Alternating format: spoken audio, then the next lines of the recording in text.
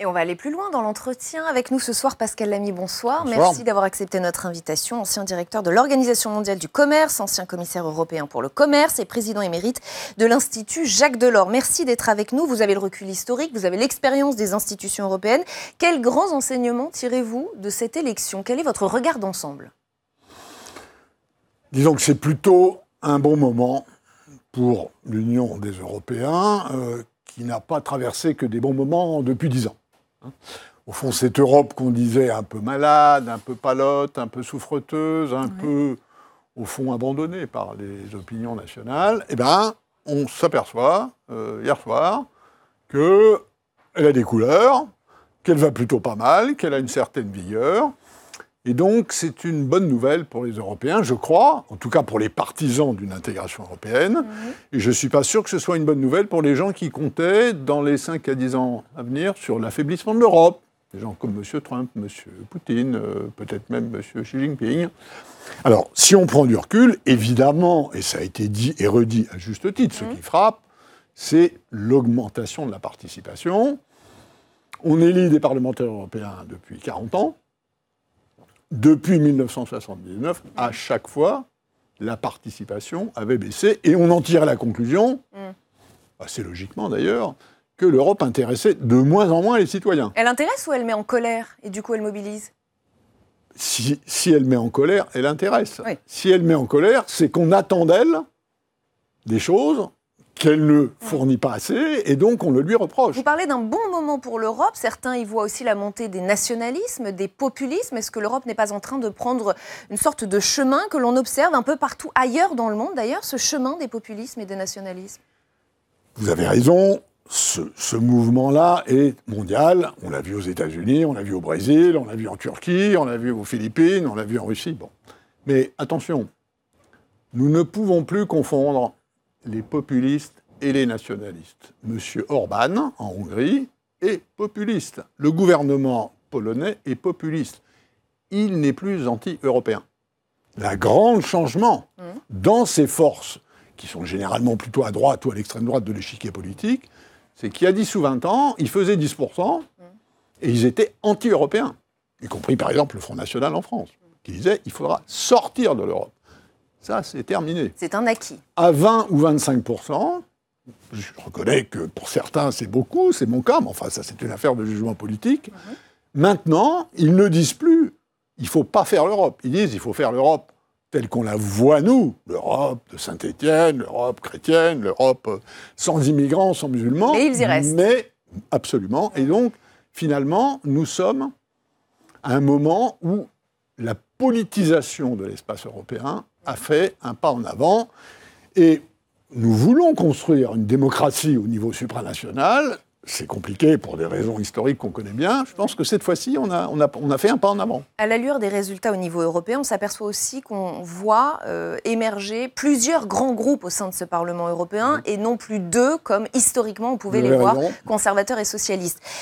L'ère du bipartisme est terminée en Europe ? En tout cas, celle que nous avons vécue depuis 50 ans, oui.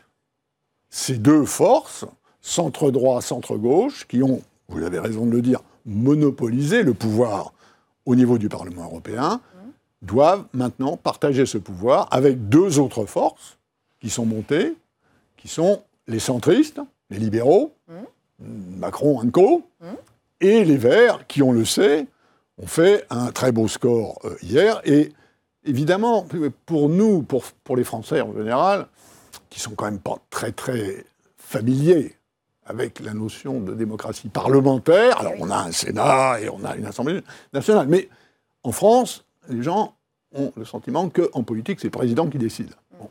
Là, on va s'apercevoir dans les semaines qui viennent que l'Union européenne est une république parlementaire. Sauf que ça va poser un certain nombre de difficultés très concrètes. Je pense notamment à la désignation du président de la Commission européenne. Vous avez raison, mais ce que vous, en bonne française, ce que vous considérez comme une difficulté, une bonne Allemande, à votre place, aurait dit « Ah, on va être obligé de faire des compromis. » Et ça, c'est bien de faire des compromis. Alors nous, Français, on va dire « On va être obligé de faire des compromis. Qu'est-ce que c'est que ces compromis ?» Oui, la solution ne s'impose pas d'elle-même. Hein. Elle ne s'impose pas d'elle-même. Elle devra résulter.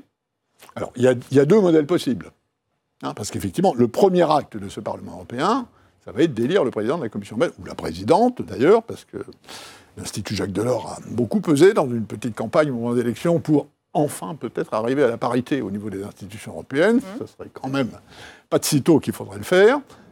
Soit cette coalition va être avec les deux anciens, dont on ne peut pas se passer, les chrétiens démocrates et les sociaux-démocrates, et les libéraux, enfin les centristes, qui effectivement maintenant ont un groupe à plus de 100 parlementaires, soit, et je pense que c'est la question qui est ouverte, soit les Verts vont rejoindre cette coalition, alors que jusqu'à présent, les Verts au Parlement européen ont toujours refusé de participer à l'exercice du pouvoir européen. Quel serait le candidat qui réunirait tout ce monde ? Vous en avez en tête, évidemment, on pense à Michel Barnier, qui est le candidat voulu par Emmanuel Macron. Est-ce que lui, j'allais dire, c'est le casting idéal ? Vous allez peut-être un petit peu vite. Enfin, je ne veux pas mentir, parce qu'après tout, vous avez des informations. Je ne parle pas pour Emmanuel Macron. Mais disons, l'idée que c'est le candidat d'Emmanuel Macron, à mon avis, à ce stade, ce serait d'aller un petit peu plus vite. Mais en tout cas, et je connais bien Michel Barnier, nous avons été commissaires ensemble, c'est effectivement un homme qui a un certain talent pour le compromis, il est parmi les possibles. Je pense que le candidat officiel du Parti populaire européen des chrétiens démocrates, M. Manfred Weber, est un petit peu junior. Le président de la Commission, il doit être capable, dans le bureau ovale, avec un fol amour comme Trump, de lui dire « Monsieur le Président des États-Unis, ça va pas. » Il faut quand même une certaine gravitas. Bon. Mais il y en a d'autres. Il y a la commissaire actuelle à la concurrence, Margrethe Vestager, qui appartient au camp centriste libéral. Il y a une femme qui a été vice-présidente de la Commission sous Juncker au début, qui s'appelle Kristalina Georgieva, qui est vice-présidente de la Banque mondiale. Il y a un président de la Commission très sensiblement vert, par exemple, symboliquement. Est-ce que ça ne pourrait pas être important pour l'image de l'Europe dans le monde ? C'est pas du tout impossible. Il faut simplement, à ce moment-là, que ce soit un vert, disons, vert pâle, de telle sorte qu'il soit acceptable pour des forces qui sont quand même assez à droite, ce qui est le cas du Parti populaire européen aujourd'hui.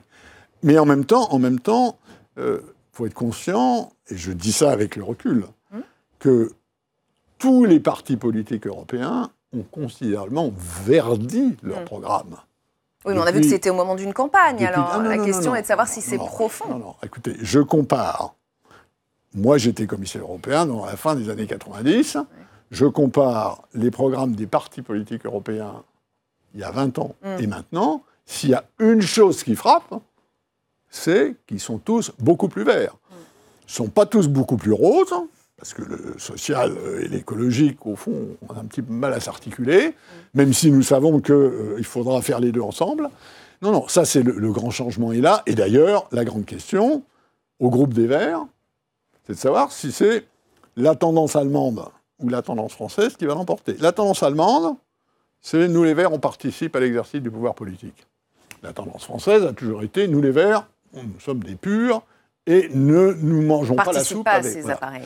Et donc là, il va y avoir quelque chose de très intéressant, comme par hasard, une fois de plus, d'assez franco-allemand. Même si c'est du vert franco-allemand, c'est encore du franco-allemand. Et on va suivre cela de très près sur Public Sénat. Merci infiniment, Pascal Lamy, d'avoir été notre invité. Je rappelle que vous êtes président émérite de l'Institut Jacques Delors. Merci.